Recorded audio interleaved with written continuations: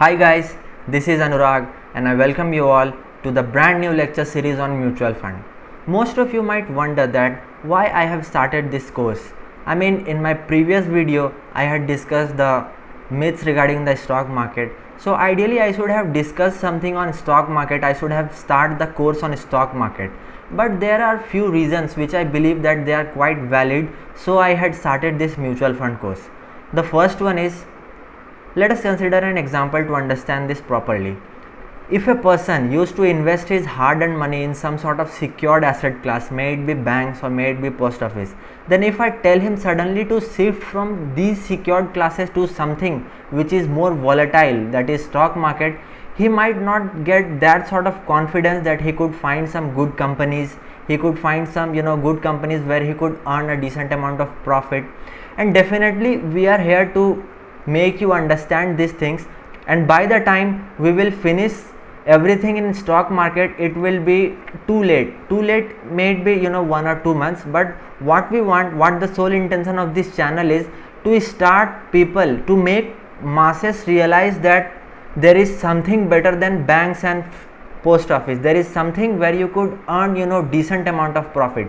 So our sole intention was that if I tell a know nothing person to go and buy some shares of the company, and it might be possible that due to the volatility of that share he might get no sleep in his night. The second reason which we believe, that most of the people just think that analyzing a company, analyzing a good company is definitely a tiring work. I have job, I have lots and lots of things, I just cannot give that much time to analyze these sort of companies. So tell me something sasta, tell me something tikao, and tell me something which can give a decent amount of return in upcoming years. I am ready to be here for long time. So tell me something sasta, subista and tikao. And so for that reason the mutual funds are best. And this is the second reason why we have started the mutual fund course. The third reason which I believe, that one should test the blood of the stock market, but not directly, because it might cost them too much.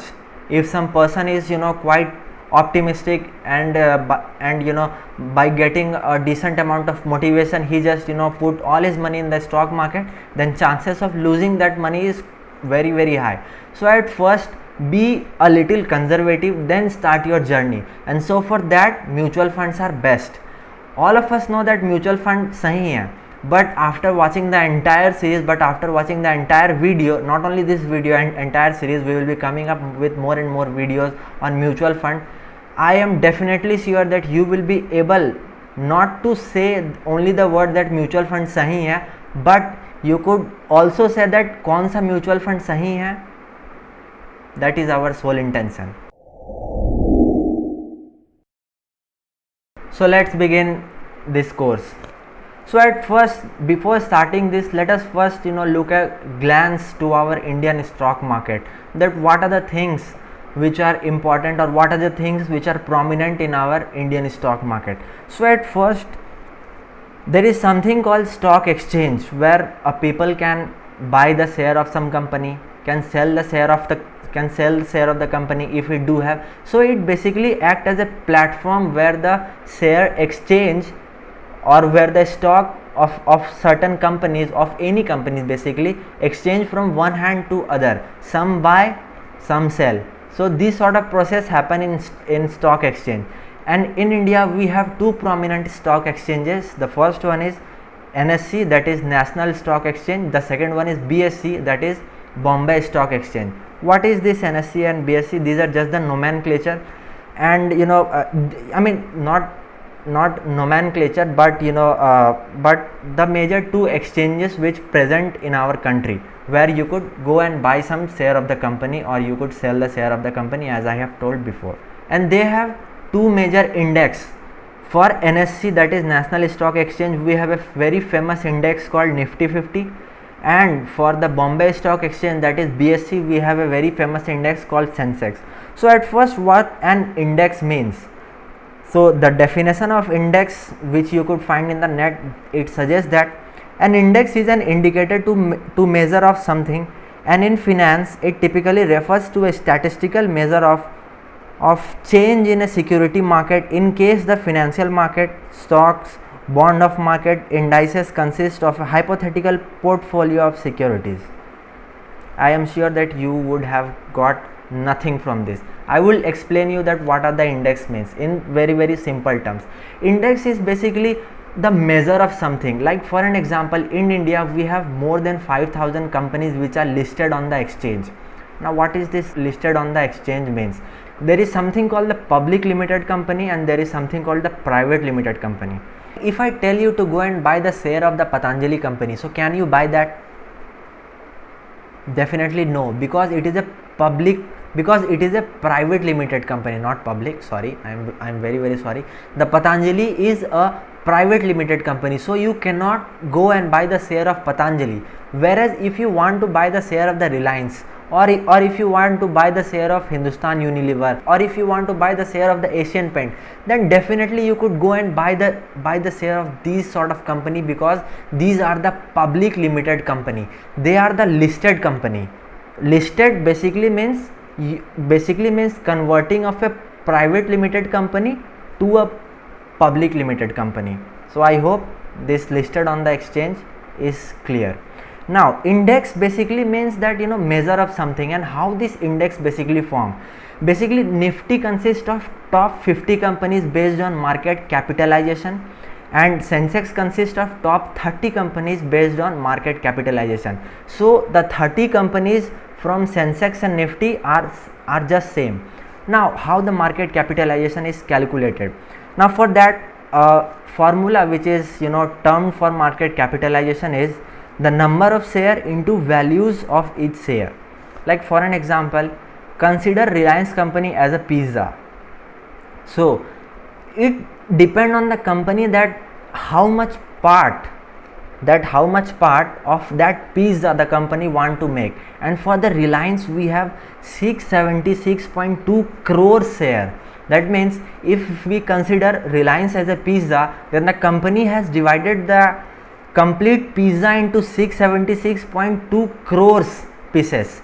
So it just depends on the company that how much share they want to, you know, how much share they want to bifurcate the company into. And value of each share is the value through which we can buy the share of that company. Like for an example, the Reliance is just trading now at a rupees of 2135. So one piece of that pizza, what we had called the share of that company, worth rupees 2135, and multiplying these two we will get the market capitalization. So market capitalization of Reliance accounts to 676.2 crores into 2135, that is 14,35,749 crore.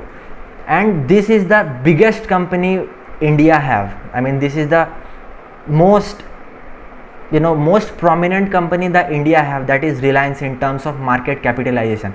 So similarly, all the companies that are listed in stock exchanges are just arranged in the manner of market capitalization.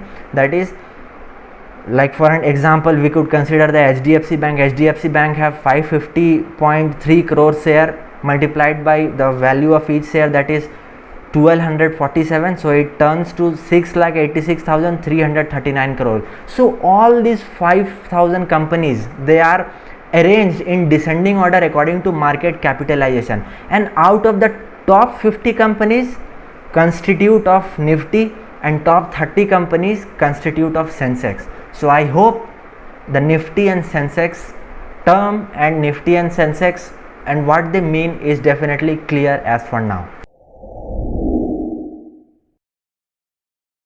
Now again, this Nifty and Sensex are called as a dynamic index. Now what this dynamics index basically means, you know, this is a very special feature what index do have. Like dynamic means if a company is doing good, like for an example, if Reliance is doing good, and it is definitely doing well, I mean it has touched a bottom of around 900 levels during the COVID pandemic, and now it is, you know, at a level of 2135. It is just a huge, like more than 100% return. If someone would have invested at that lower level, then their stock might be in more than 100% gain. So what I want to say is that if some sort of companies are just doing well, then the people who are just participating in the stock market, they just reward the company. For an example, if I believe that Reliance is doing well, then I will go and buy the share of the Reliance. I will definitely not go and buy the share of the Kingfisher or Jet Airways. Definitely no. If the company is doing well, the stock market rewards that company, and that is the best feature of this index. Whatever the company that do good are definitely the constituent of this Nifty 50 company. The arrangement or the rearrangement take place twice a year in this sort of index. Let us consider one more example to understand these things more clearly. Like in 1990s, one may definitely could find many ambassador running into the road, and the company which used to manufacture these ambassador cars is known as the Hindustan Motors. So at that time this was the part of Nifty 50, but now we could not see ambassador car running into the road. We could find the Maruti car, we could find the Tata cars, but definitely not ambassador, and so gradually it loses its market value and it has came out of the index. And that is the best part of this dynamic index. Whatever the things we are consuming will be the part of the Nifty 50, and whatever the things which we are consuming and whatever the companies which are just doing well will be the part of the Nifty 50, and that is the best part of this index. So I hope this part is definitely clear.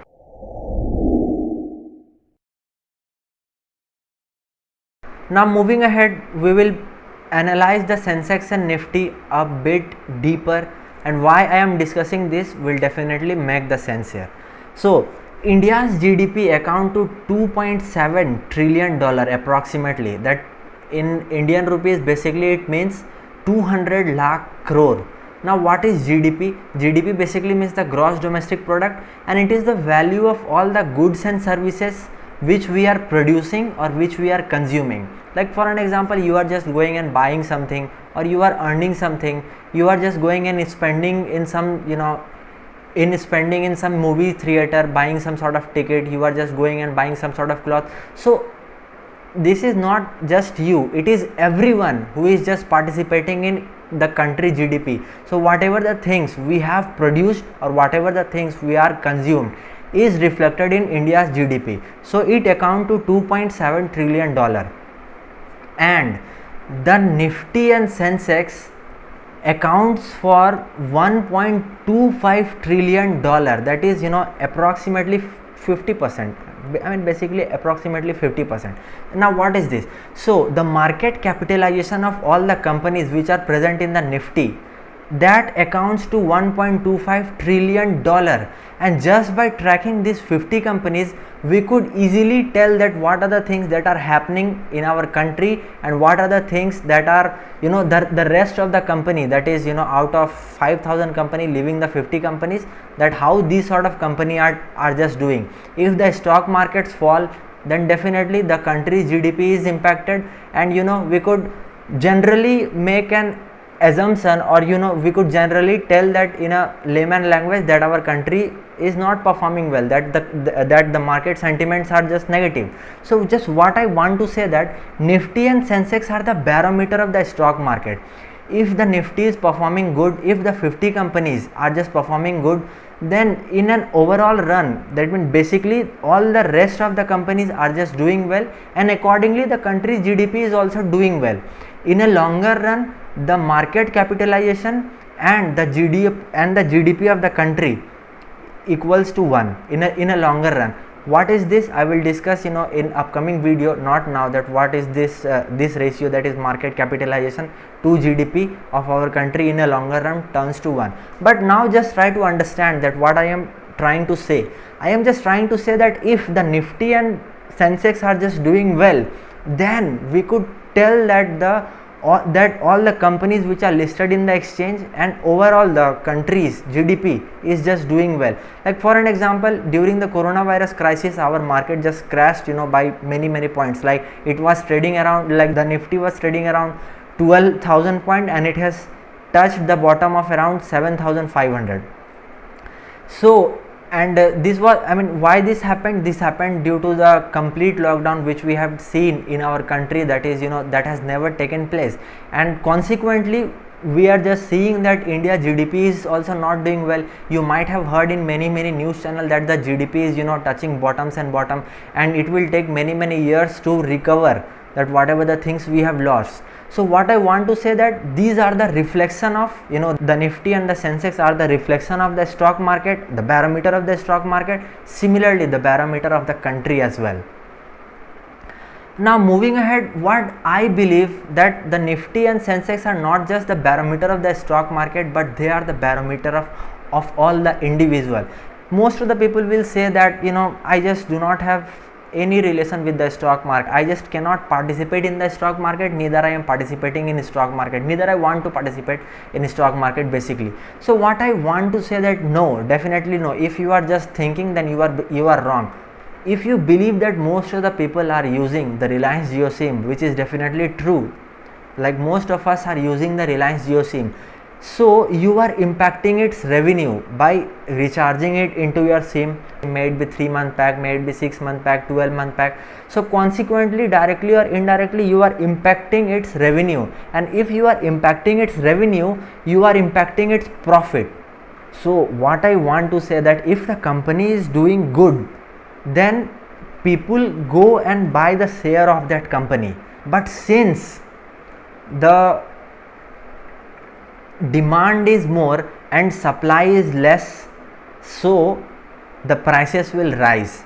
I am definitely sure that this part might gone out of your mind, but just try to swallow it again. Let us think that there is a plane who is taking you from, let us say from India to Switzerland. The plane could accommodate only 100 people, but there are 1000 people in the line. So one will say that I will pay 500 for the ticket, other will say that not 500, I mean some say that I will pay 5000 for ticket, some will say that I will pay 6000 for the ticket, someone could also say that I will pay 1000 for this ticket. So just what I want to say that, since the number of seats in aeroplane is limited but the people are more, so basically the supply is less. I mean the plane could accommodate only 100 people and there are 1000 people, so definitely the price rise, and the same thing happen in stock market as well. If the company is doing well, the share price of that company rise. Now similarly with SBI, if you think that most of the people are having their account in State Bank of India, then definitely their revenues are just increasing because more and more people are coming, they are doing lots and lots of transactions, they are depositing their money, so the revenue is increasing and consequently the profit is also increasing. So what I want that directly or indirectly you are participating in SBI, and SBI is a listed company. Similarly, if you think that there are lots and lots of vehicles, there are lots and lots of cars which are running off Maruti Suzuki and Tata Motors, and so most of the people are just buying them, and definitely they are impacting their revenue because their sales are increasing, consequently their revenues are increasing, and consequently the profit of the company is definitely increasing. And if their profits are increasing, they are gaining the capital appreciation in their share which are listed in the stock market, and so directly or indirectly we all are participating in share market. Similarly with Ultratech Cement as well, if you think that most of the people are just using Ultratech Cement or Shree Cement to build their houses, so their revenue are increasing and their profits are also increasing. If you think that most of the people are just consuming the edibles of the Nestle, may it be like Cerelac, like most of the newborn babies, they generally prefer Cerelac. So if you think that most of the babies are just consuming the Nestle product, or you are eating the Kit Kat, or you are eating the Maggie, then definitely you are increasing the revenue of that company and definitely the profits are increasing. So what I want to say that directly or indirectly each and every people in this country are just related to the stock market, are just related to the companies. What the sole intention is, bet on index. The next generation will be a better generation than what we are. the next generation will consume more good, the next generation will lead a better life than what we are living. May it be in terms of technology, may it be in terms of ease of living. So bet on country, bet on country's GDP, and the Nifty and the Sensex is basically the reflection of country's GDP. So basically bet on this country. Here we will first discuss the benefits of investing in mutual fund passively, and this passive investing is basically the investing in index, investing in our country. So you must be wondering that अरे यार हमको तो बहुत अमीर होने का था, हमको तो एकदम करोड़ करोड़ कमाना है. So is it possible that if I invest in this sort of index, if I invest in some mutual fund who is just a replica of index, who used to invest in those 50 companies which I do have, then can it be possible to make a huge amount of money? So definitely yes, it is possible, and we will be seeing the example just in due course of time. What I have told, that you need to bet on index, the 50, all the 50 companies, but going to buy these 50 companies is will take a lots and lots of money, because there are many companies whose per share is just around 4,000. So what mutual fund do is, they used to collect the money from many people. They used to collect money from people A, people B, C, D, E, F, and there are lots and lots of people. And what they do is, they invest in all these 50 companies. I am now just talking about the mutual fund who are just investing in index. There are more than 2,500 plus mutual fund schemes in our country, but as for now I am just discussing the mutual fund who are just investing in the index of our country, who are just investing in the index, that is the Nifty or Sensex. So what I want to say, that if you have rupees 1,000, then definitely you cannot purchase this, but you will be getting a spoon who test all these 50 companies which are present here. Like the Reliance is having a weightage of 14% in index, HDFC Bank hold the weightage of around 10%. Similarly, all the 50 companies have some weightage, and the money which you have invested, that is rupees 1,000, that is the 14% of the 1,000 is basically 140 rupees. So 140 would be invested in Reliance, 100 rupees would be invested in HDFC, similarly with TCS, similarly with Infosys, similarly with Asian Paints, and many more. So you would be getting a spoon which test all these sort of companies. If these sort of companies are doing well, then you would be getting a better test for the fund which you have invested. So I am just keeping the things till here only. In this video, what are the things that we have learned, that we had just discussed the basics of mutual fund, that what the mutual fund is, and I had just tried to convince you that the Nifty and Sensex are the barometer of the stock market, and they are the barometer of all the individual as well. Till now I think most of us have believed that the passive investing or investing in index do have the potential that you could earn a decent amount of profit without keeping a regular track on it. And in our next video we will see that how rich can we become by investing in this sort of mutual fund. This sort of mutual fund, basically the index fund which I was just telling. So how rich can we become? Can we become lakpatis? Can we become crorpatis? If we can become the crorepati, then how much we can earn, and what are the amount we need to save to earn that crore rupees?